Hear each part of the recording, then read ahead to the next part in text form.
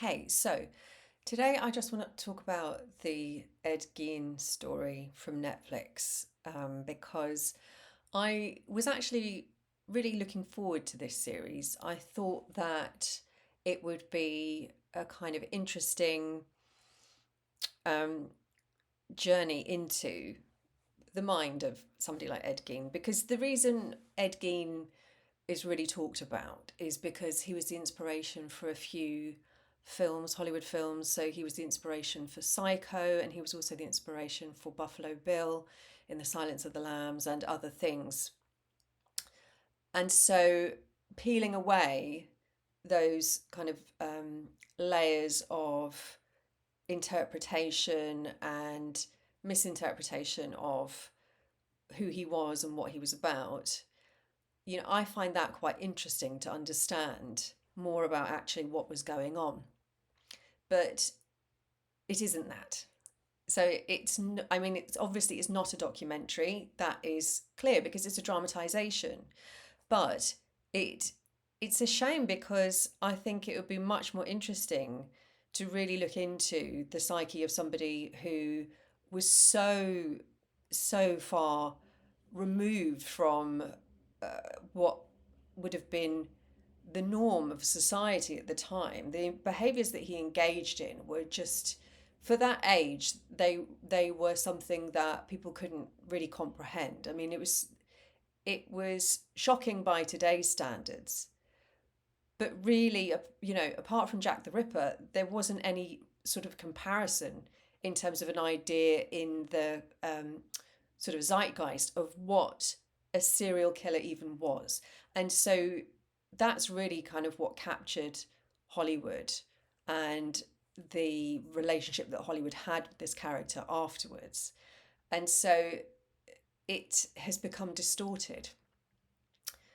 But what this Netflix TV series, what this drama has done is add in completely fictionalized aspects to it, which are not only damaging and diminishing to the original story and the stories of the victims, but it's also not it's not needed to kind of add in all these other aspects. I think with this series, the idea of bringing in the Holocaust as some kind of trigger or something that ignited offending behavior is a really deeply problematic thing to do. As a dramatic mechanism, it's highly dubious. It's mentioned in the meeting between, I think it's Joseph Stefano, I think was the writer of Psycho, and it's depicted that he was having a conversation with Alfred Hitchcock, and specifically said if, I think it was Aveline, if she hadn't shown him those pictures, it's highly likely that he would not have gone on to commit the crimes that he committed. So not only is it a fictitious trigger, but it's also attributed to a woman. And that always kind of creates this idea of, well, she deserved it. She shouldn't have done anything. She should have just kept to herself. That's always the kind of subliminal message for women is just shut up, keep to yourself, don't rock the boat, don't do or say anything, don't talk to a man. Because men are so susceptible to women's influence that if they're shown a picture of something awful, it means that they will go ahead and do it. There's a lot to kind of unpack and criticize about that alone. Incorporating themes of the Holocaust into an already horrific story which has no link to the Holocaust is irresponsible, it's offensive, and it's unnecessary. So that's what I have to say about that. If you want to then also look at the issues around how the Ed Gein story has been specifically hijacked by the kind of the legend of Psycho, then that's another example of it with this. So the Ed Gein story is by it's a production created by Ryan Murphy, who is a man.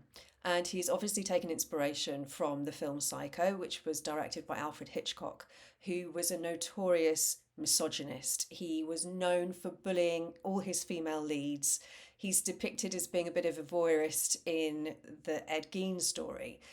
But I just feel like it's such a disservice to the actual story and the victims of this individual, not just the women that he murdered, but the women that he desecrated as well, to interweave the idea that there's some factual basis for Psycho that is credible.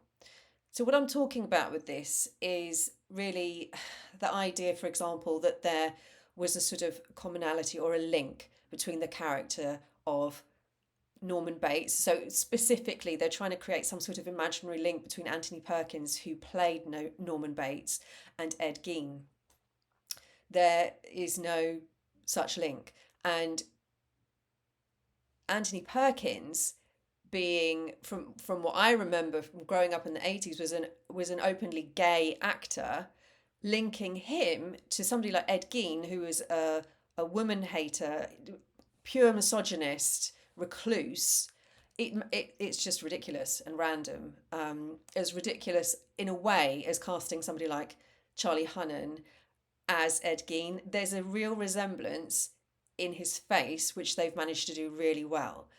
But apart from that, he's too good looking, frankly, to play Ed Gein, which is where Anthony Perkins being cast as Norman Bates, he was a tall, dark actor. It's not the same.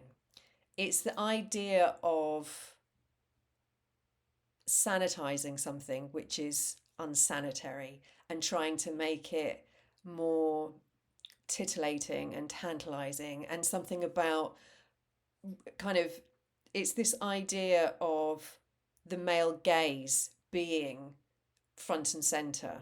And that's the theme that runs between Psycho and Ed Gein's story, is that it's the froth, okay, is missing the point. And I'm watching a true crime dramatization to really look at the crime and not the froth. So Psycho is directed by Alfred Hitchcock. There's no link between Anthony Perkins and Ed Gein. They're totally different sort of characters, and it's sort of offensive to suggest that a gay man has anything to do with a woman hater. The shower scene is depicted in Ed Gein, but it is totally fictitious. So that's incredibly misleading, because the shower scene in Psycho is a purely theatrical device, and that's what it's gone down in history for. It was shot in black and white. The whole film was in black and white because the amount of blood was too much for those type of modern audiences of the time to bear. They couldn't have dealt with seeing that amount of blood.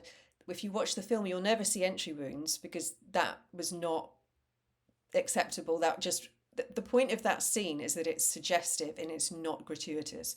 But it was a psychological mechanism that had the impact to really, it did freak people out. It was not like anything anyone had seen before, but it was fictitious and it was mostly suggestive. And that's what is kind of recognized about, if you want to present it as being something genius, which is kind of, I mean, I'm in two minds about it because we're talking about a misogynist, but there is something to it that is different and has some kind of artistic merit, but it is purely fiction. So to try to sort of couch it as being something that actually happened in a way that feels sort of ambiguous is highly irresponsible. Ed Gein committed 2 murders that are known of. Both were by shotgun. So he shot people, 2 women, working class women, who were just going about their business and living their everyday lives. So this idea of blood and guts and gore and blades is purely fictitious. The reason why I want to really kind of drill down into this and point out the inaccuracies of it, it's not because I feel that it's particularly important that crimes are represented in full, in truth, in honesty when they are dramatized. I completely recognize the importance of different mechanisms that will create a narrative arc and create drama and create suspense, which aren't necessarily there in real life. But what I take exception to are exploitative narratives, narratives that frame women as being shallow, superficial, judgmental, ignorant, where the men are portrayed as complex and interesting and real characters. The fact that that is not based in reality and that is how these characters are portrayed is also, it's offensive when the truth is actually more interesting. That's how I feel. I feel the bottom line is that the true story of this is more interesting than trying to weave in narratives about the Holocaust and kind of fictitious reasons why Ed Gein would engage in this offending behaviour. There's too much of an emphasis on things like his interest in what would have been seen as kind of like erotica publications. So different versions of things that you would get through publication. And they said the same about Bundy and Dahmer. It's kind of, well, it was because he was exposed to this sort of graphic content when he was very young.